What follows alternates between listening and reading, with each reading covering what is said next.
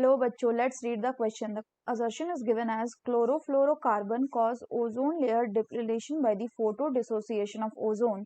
Reason is given as main ozone depleting chemicals are chlorofluorocarbon. Option are both the assertion and reason are correct and the reason is the correct explanation of the assertion. B में है assertion and reason are correct but the reason is not the correct explanation of the assertion. C में है assertion is true but the reason is false and D is assertion is false but the reason is true. तो आइए देखते हैं हम इसका की concept.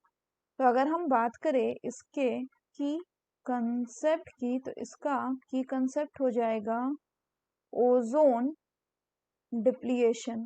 तो अगर हम बात करें ओजोन की तो ओजोन प्रेजेंट होता है कहाँ पे? एटमॉस्फेयर के स्ट्रेटोस्फियर रीजन में. स्ट्रेटोस्फियर रीजन में और इसका काम होता है हमें प्रोटेक्ट करना फ्रॉम हार्मफुल यूवी रेडिएशन से.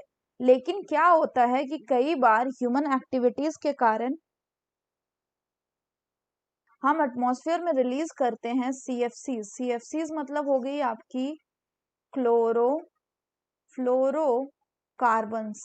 ये जो होते हैं इसमें कार्बन, फ्लोरीन एंड क्लोरीन के ये कंपाउंड होते हैं जो कि जनरली यूज होता है रेफ्रिजरेटर में एज ए रेफ्रिजरेंट. और ये CFCs क्या करती हैं? दिस CFCs मूव अपवर्ड, ये ऊपर की तरफ उठती है upward and reach the stratosphere stratosphere जहां पे आपका ओजोन प्रेजेंट रहता है. जो ओजोन होता है बच्चों ये आपका O3 होता है और यहाँ पे स्ट्रेटोस्फेयर में जाके इन CFCs पर कौन काम करता है? इन CFCs पर आपका काम करता है UV rays. So UV rays act upon them और इनको तोड़ के क्या करता है? And release chlorine atoms from them. उनसे क्लोरीन एटम्स रिलीज कर देती हैं.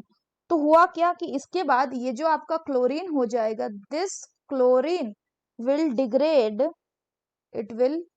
Degrade the ozone. ये ओजोन को डिग्रेड कर देगा and thereby it will release the molecular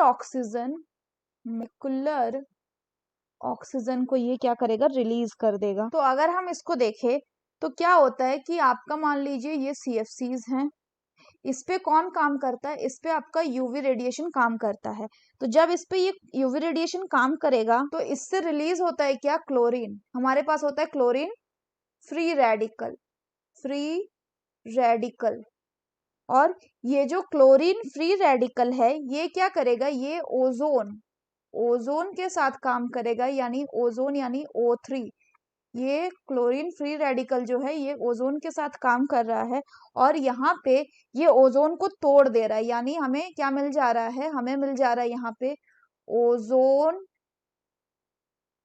यहाँ पे हमें मिल रहा है ऑक्सीजन का O plus chlorine free radical. Chlorine का फ्री रेडिकल